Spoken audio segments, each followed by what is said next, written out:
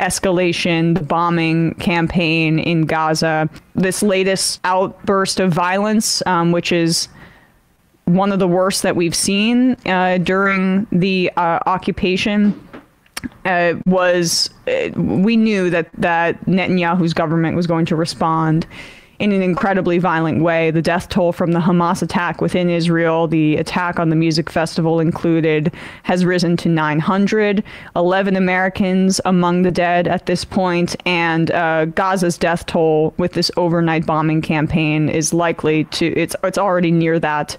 And by the time that you're listening to this, it likely will have surpassed that. The Israeli government has announced, as a part of this bombing campaign, they call it a complete siege of Gaza. This is distinguish it from the major siege before that. Right. As opposed the slow-moving violence that has been happening for decades. This is Israel's defense minister Gallant, who is one of the fascists in office there, announcing this siege. And he's not speaking in English here, but you can read the captions. And for the podcast audience, I will read it as well. It's a short clip, but he refers to the Israelis fighting, quote, human animals. I have ordered a complete siege on Gaza. No electricity, no food, no fuel, no water. Everything is closed. We are fighting human animals, and we will act accordingly. We act accordingly.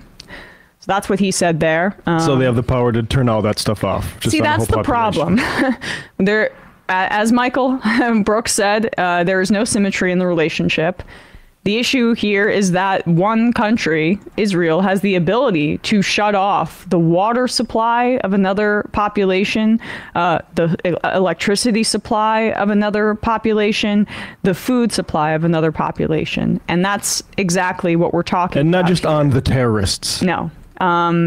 This is the most densely populated place potentially on planet Earth.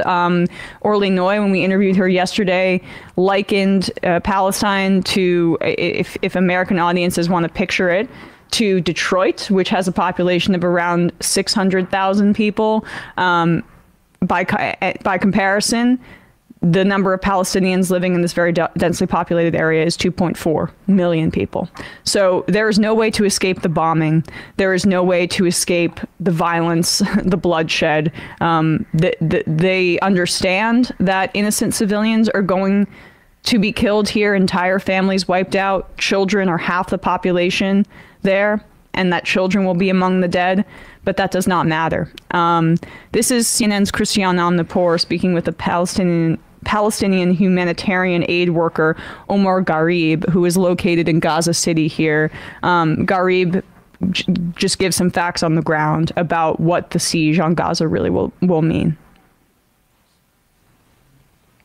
Can you first, Omar, start by telling us what you are witnessing right now? What has been happening all day today? Yes, thank you for having me, Christian. A lot is happening. You are witnessing a compounded round of escalation. So 600 Palestinians have been killed across the Gaza Strip, and over 3,000 are wounded. And of course, the numbers are escalating by the minute.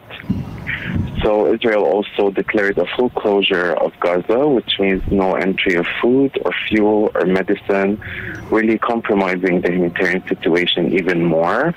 What we witnessed is very heavy airstrikes, hundreds of military airstrikes by Israel across the Gaza Strip, by land, air, and sea, including some of that destroyed essential water and sanitation infrastructure, which really raises the fears that Gaza will run out of drinkable water. And keep in mind that the drinkable water is already scarce.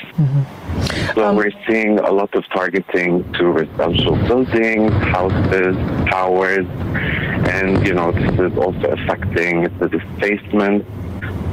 So yeah, it's been a tough couple of days, honestly.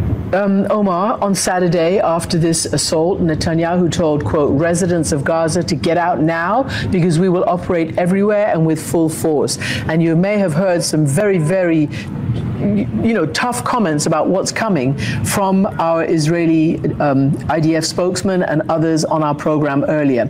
So my question to you is, where are civilians meant to go? Where are they going? Are they getting the warnings in time? Actually, we're having the same question, honestly. If the Gaza Strip has no shelters, has no bunkers, and has no safe zones. So when people hear that, I'm not sure they know exactly where to go, considering that the Israeli attacks are cascading across the whole of the Gaza Strip. So I'm not sure how people will perceive this news and what to do with it. I don't deem it as really beneficial to people because, the Gaza Strip is a small coastal enclave. And as it's all compromised with the Israeli attacks, people have, no place to go besides the UNRWA schools. It's propaganda. So it doesn't make sense to me. Right. I mean, it's propaganda because we want to act like this is not attacking civilians, because the whole point of the Stand With Israel stuff is that they attack civilians, but we're going to attack civilians just in mass, but act like we're doing it in a surgical way while we're calling them all animals and cutting all their power off. Well, what is the definition of terrorism? It's purposefully attacking civilians and innocents, right? And that is the underlying accusation, rightfully so, against what Hamas did. But then why is that not applied to what Israel is doing right now, especially when the context of those two acts of violence are entirely different? When Hamas is in a religious militant group that is that has been, by the way, empowered by the Israelis, and I'll get to that in a second, reading from another piece in Haaretz, but where they are acting out, they committed this act within the context of broader Palestinian repression, apartheid, the Netanyahu government not even talking to the Palestinians who do not have clean water. 90% of Palestine doesn't have clean water in the best of circumstances before their entire infrastructure was being decimated here, versus the Israeli state doing this with the entire backing of the most powerful country in the world, most of the entire northern hemisphere of the world, saying, go ahead, do what you want, and we will support you. So the acts of violence have different contexts, and the party that has more power has more responsibility. No. I mean, killing civilians in opposition to occupation and apartheid is terrorism. Killing civilians in response to those people is just defending yourself. Against the animals, the subhuman animals. Yeah. Just to remind, that was one of the top officials in the Netanyahu government, which, by the way, they're smarting because this falls on them.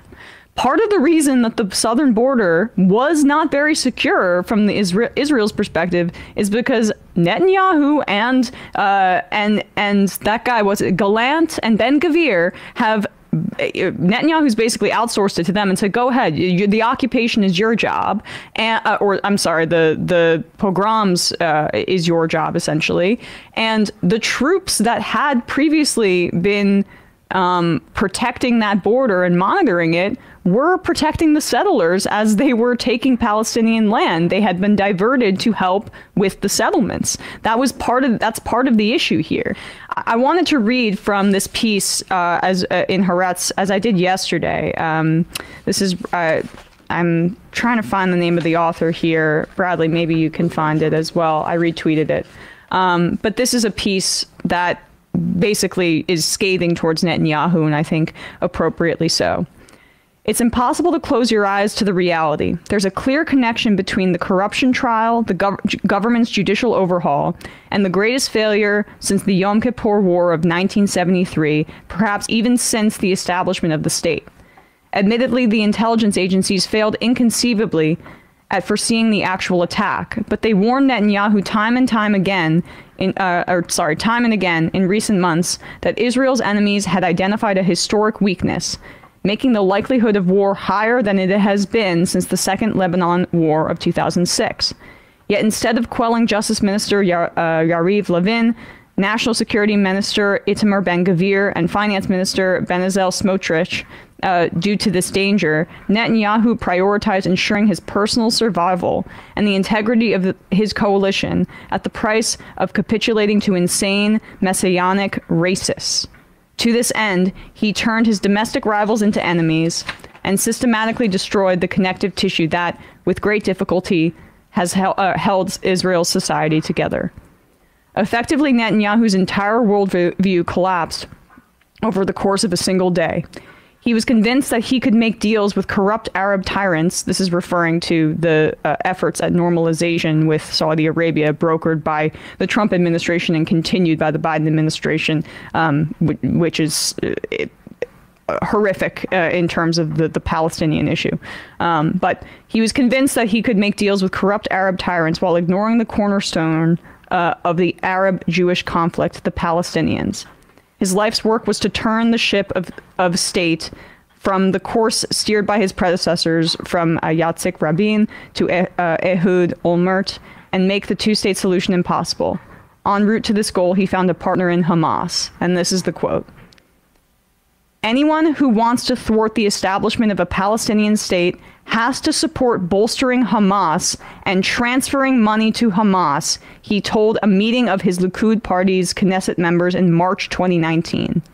"This is part of our strategy to isolate the Palestinians in Gaza from the Palestinians in the West Bank." If you don't like Hamas, take it up with Bibi. The author's name of this piece is G.D. Weitz. All right, folks. All the violence is lamentable, and it's all on the doorstep of the Israeli government, particularly Benjamin Netanyahu. And the solution is ceasefire. Not violence is the answer, which is what Bibi Netanyahu is saying right now. Yes, violence is the answer. Jake Auchincloss is saying, yeah, violence is the answer for a little bit, and then violence won't be the answer again. No, ceasefire, and then we need to move toward an end of this occupation and rights for people.